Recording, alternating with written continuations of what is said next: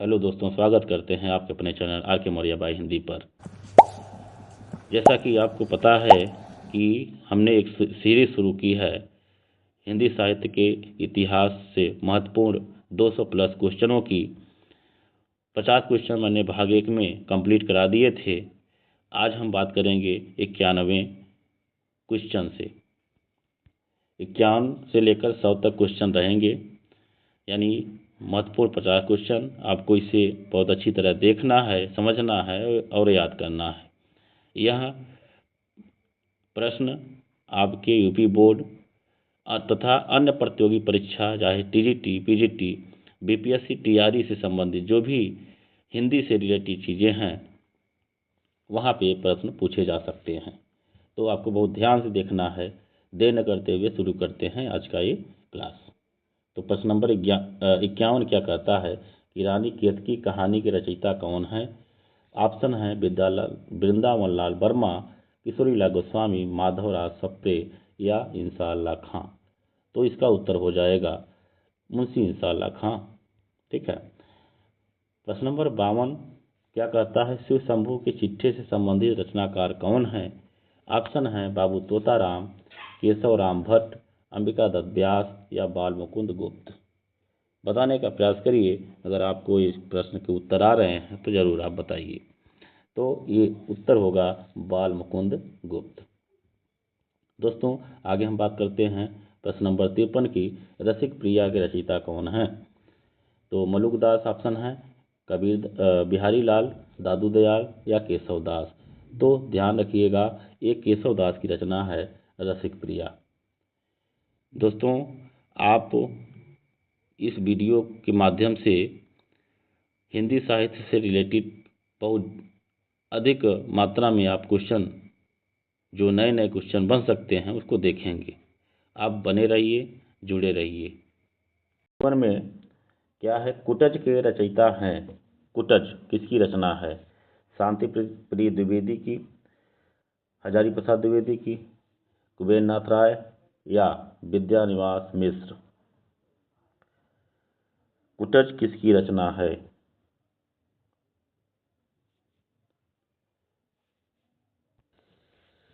तो इसका उत्तर होगा हजारी प्रसाद द्विवेदी। देखिए, जो कुटज है वह आचार्य हजारी प्रसाद द्विवेदी द्वारा लिखा गया प्रसिद्ध निबंध है, जो एक ललित निबंध के रूप में जाना जाता है। और इन्होंने कुटज नामक वृक्ष के माध्यम से जीवन और संघर्ष स्वावलंबन का संदेश जो है दिया है। प्रश्न नंबर 55 आंसू काव्य के रचनाकार हैं कौन है? आंसू काव्य के रचनाकार कौन है? तो आंसू काव्य जो है वह है जयशंकर प्रसाद जी की रचना। किसकी है? जयशंकर प्रसाद जी की रचना है। जयशंकर प्रसाद जानते हैं आप सभी लोग कि छायावादी युग के माने जाते हैं। अगला प्रश्न है, अगले प्रश्न की बात करते हैं। प्रश्न है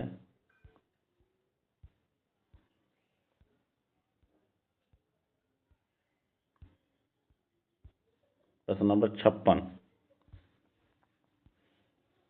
प्रश्न नंबर 56 क्या कहता है कि चंदन विष व्यापत नहीं, लिपटे रहत भुजंग। ये किसकी रचना है? इस पंक्ति की रचनाकार कौन है? ऑप्शन है सूरदास, कबीरदास, रहीम, बिहारी। ठीक है, सूरदास हैं, कबीरदास जी हैं, बिहारी हैं या रहीम हैं। तो इसका उत्तर होगा आपका कबीरदास जी। ठीक है, आगे बढ़ते हैं। प्रश्न नंबर 57 में क्या कहता है कि अमी हलाहल मद भरे श्वेत श्याम रतनार, जियत मरत जुग जुग परत, जय ही चितवत इक पार। इस पंक्ति के रचयिता कौन है? आलम है, रसलीन है, बिहारी है या मतीराम है। तो इसका उत्तर हो जाएगा आलम। प्रश्न नंबर 58 जब जब होए धर्म की हानि, बाढ़े असुर अधम अभिमानी। इस पंक्ति के रचनाकार कौन है? रसखान है, तुलसी हैं, बिहारी हैं या कबीर हैं? जब जब होए धर्म की हानि, बाढ़े असुर अधम अभिमानी। तो इसका उत्तर होगा तुलसीदास जी, 58 का बी। पिछला उत्तर जो आपने देखा 57 का, अमी हलाहल मद भरे, श्वेत श्याम रत्नार, जियत मरत जुग जुग परत, जय ही चितवत एक बार।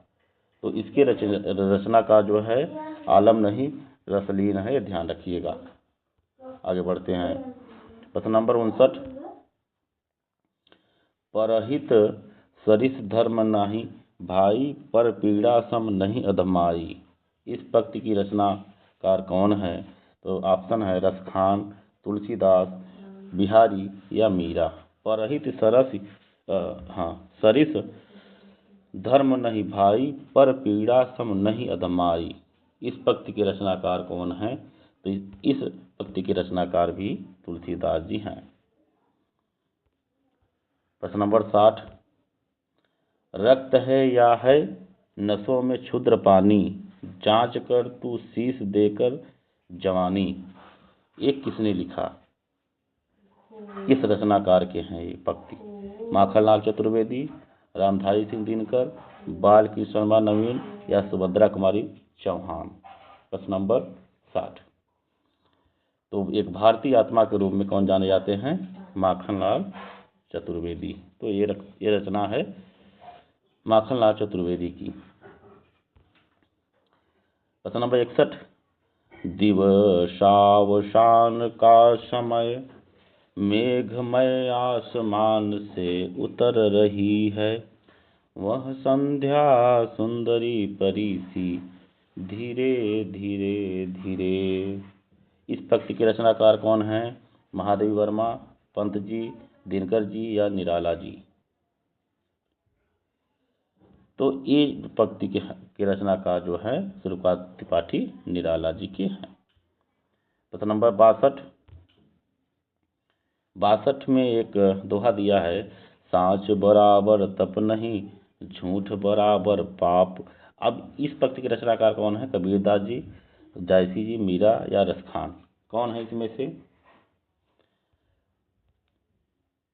ये जो है इसके रचनाकार कबीरदास जी हैं। अष्टछाप के सर्वश्रेष्ठ भक्त कवि के रूप में, प्रश्न नंबर 63 है, अष्टछाप के सर्वश्रेष्ठ भक्त कवि के रूप में का नाम लिया जाता है? किसका? कुंभन दास, सूरदास, परमानंद दास या कृष्णदास का? तो अष्टछाप के सर्वश्रेष्ठ भक्त कवि के रूप में सूरदास जी को जाना जाता है। किसे जाना जाता है? सूरदास जी को। रामचरितमानस की भाषा क्या है? बहुत इंपॉर्टेंट क्वेश्चन है। रामचरितमानस की भाषा क्या है? भोजपुरी है, प्राकृत है, ब्रजभाषा या अवधी? सभी जानते हैं कि रामचरितमानस अवधी भाषा में लिखा गया, अवधी है। प्रश्न नंबर 65 है, भूषण किस रस के कवि थे? रौद्र रस, करुण रस, वीर रस या श्रृंगार रस? तो भूषण जो है आपको याद रखना है कि भूषण जो है वीर रस के कवि थे। कौन से रस के? वीर रस के। आगे बढ़ते हैं। हिंदी का आदि कवि किसे माना जाता है? हिंदी का आदि कवि किसे माना जाता है? दुर्रहमान को, सहरपा को, स्वयंभू को या पुष्यदंत को? तो इसका उत्तर होगा स्वयंभू को। ठीक है। रामचरितमानस में कितने कांड हैं? रामचरितमानस में कितने कांड हैं? प्रश्न नंबर 67। 4 कांड, 5, 7 या 8? सभी जानते हैं कि 7 कांड हैं। आपको ध्यान रखना है कि रामचरितमानस में 7 कांड हैं। अयोध्या कांड, बालकांड, ऐसे करके बालकांड बाकी किष्किंधा कांड। प्रश्न नंबर 68, निम्नलिखित में कौन एक व्यंग्य लेखक हैं?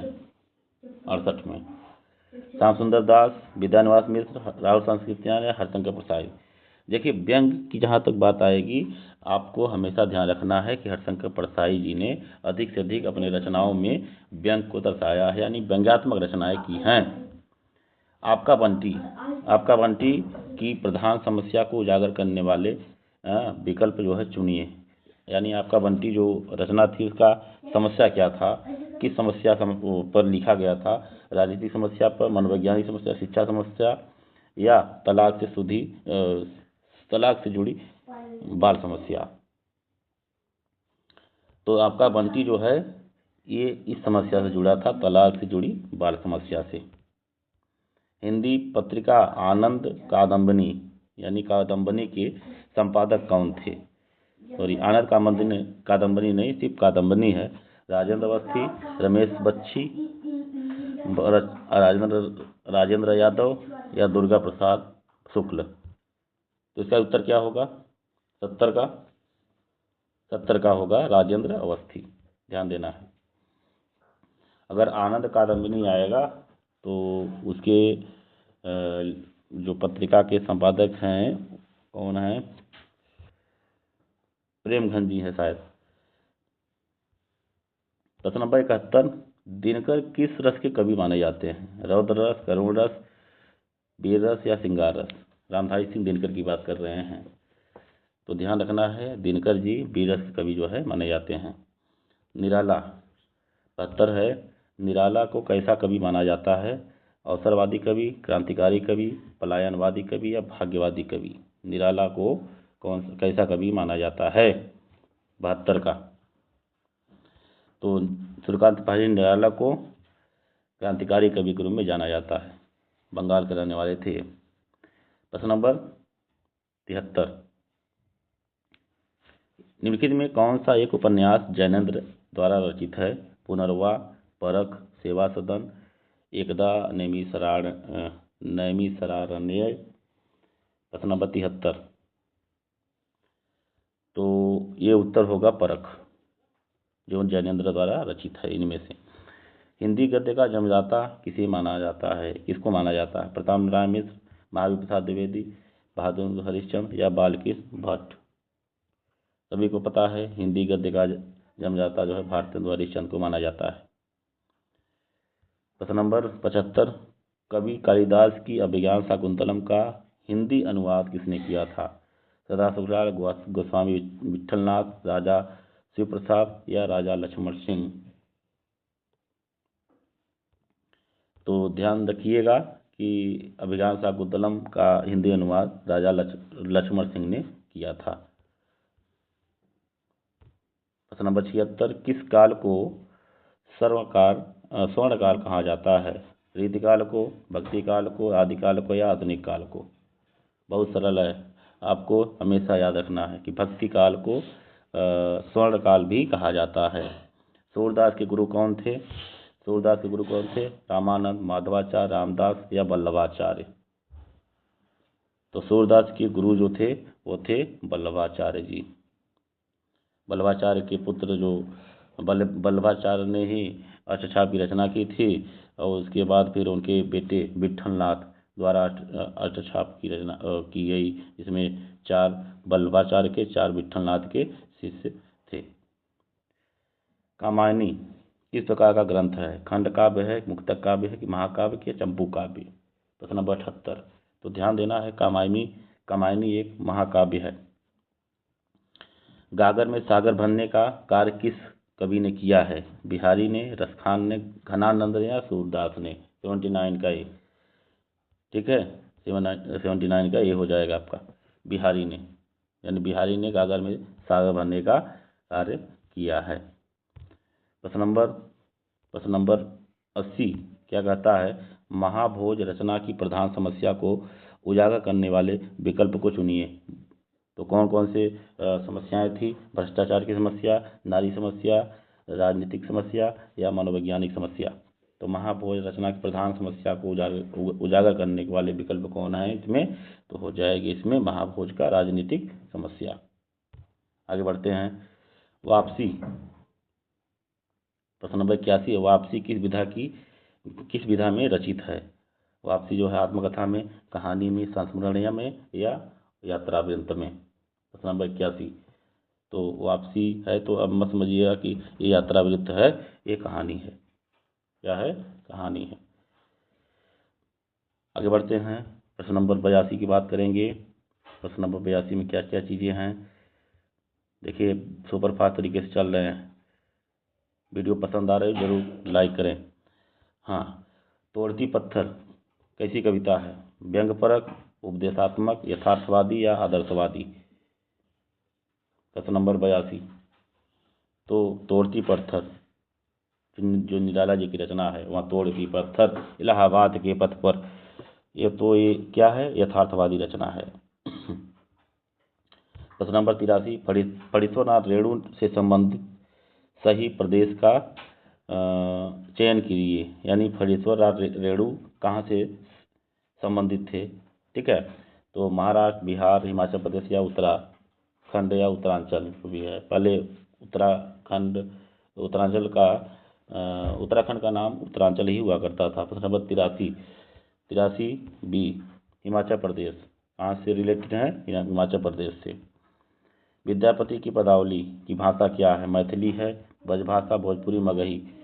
तो भाई मैथिल कोकिल कौन कहलाए थे?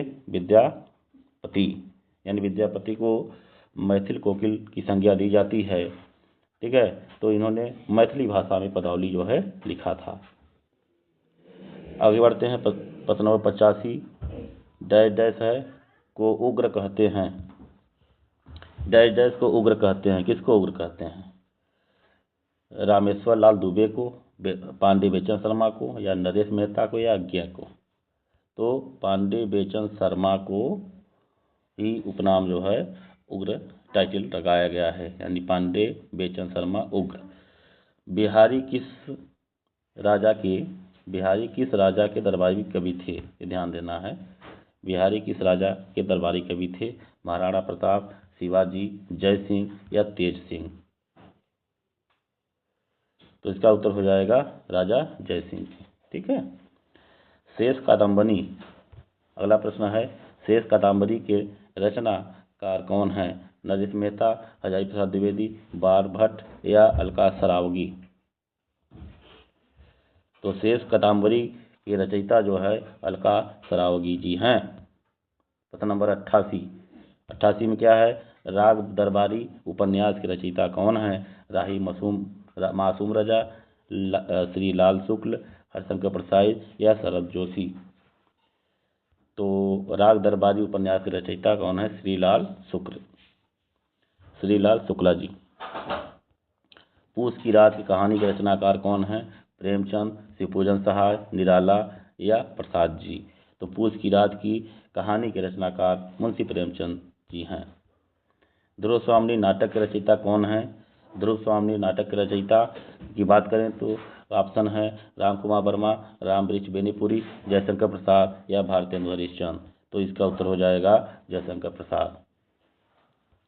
आत्मनिर्भरता निबंध के रचनाकार कौन है? महावीर प्रसाद द्विवेदी हैं या बालकृष्ण भट्ट हैं या शुक्ला जी हैं, रामचंद्र शुक्ल या अजीत कुमार हैं? प्रश्न नंबर 91। तो इसका उत्तर हो जाएगा आत्मनिर्भरता निबंध के रचनाकार बालकृष्ण भट्ट जी हैं। प्रश्न नंबर 92 क्या कहता है कि गंगा छवि वर्णन कविता के रचनाकार कौन है? ऑप्शन है जयशंकर प्रसाद, मैथिली शरण गुप्त, भारतेंदु हरिश्चंद्र या हरिऔध? तो इसका उत्तर हो जाएगा भारतेंदु हरिश्चंद्र। ठीक है, ये रचनाकार कौन है गंगा छवि वर्णन के? भारतेंदु हरिश्चंद्र। प्रश्न नंबर 93। अनामदास का पोथा उपन्यास के रचयिता कौन है? माखनलाल चतुर्वेदी हैं, सोहनलाल द्विवेदी हैं, हजारी प्रसाद द्विवेदी हैं या महावीर प्रसाद द्विवेदी हैं? तो अनामदास का पोथा ये रचना है, उपन्यास है हजारी प्रसाद द्विवेदी का। भिक्षुक कविता के रचयिता कौन है? भिक्षुक कविता के रचयिता कौन है? प्रसाद जी, पंत जी, महादेवी वर्मा या निराला जी? तो निराला जी हैं। कौन है? निराला जी हैं। आगे बढ़ते हैं। भ्रमर गीत के रचनाकार कौन है? सूरदास, गणानंद, विद्यापति या शिव सिंह? तो आपको ध्यान रखना है भ्रमर गीत सूरदास जी ने लिखा है। प्रश्न नंबर 96। ईदगाह कहानी के रचनाकार कौन है? प्रेमचंद, अज्ञेय प्रसाद या जैनेन्द्र जी? तो ईदगाह कहानी आपने स्कूलों में पढ़ा होगा, मुंशी प्रेमचंद जी ने लिखा है। प्रश्न नंबर 97, वीरों का कैसा हो बसंत कविता के रचयिता कौन है? 97 बात करता है 97 तो सुभद्रा कुमारी चौहान है। संदेश रासक के रचयिता कौन है? अमीर खुसरो हैं, अब्दुल रहमान है, रसनिधि हैं या रसलीन है? संदेश रासक के रचयिता कौन है? 98 तो संदेश रासक के रचयिता कौन है? अब्दुल रहमान है। देखिए सुपरफास्ट तरीके से हम आ गए आपके 99 और 100। तो साखी के रचनाकार कौन है? रसखान है, सूरदास है, कबीरदास या रहीमदास?